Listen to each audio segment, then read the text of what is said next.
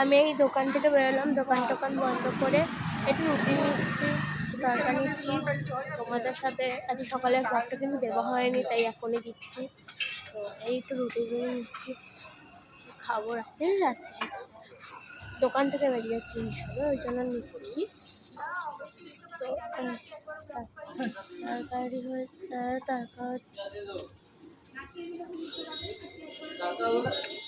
রুটি তরকারি খাবো, মালিক রান্না করবে। তো তোমার সাথে দেখেন একটু গল্প করছি।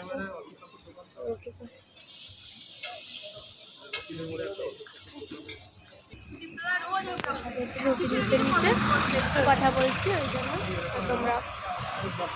তোমরাও আমার সাথে একটু ঘুরে নাও। তো এই যে আমার রিক্সা,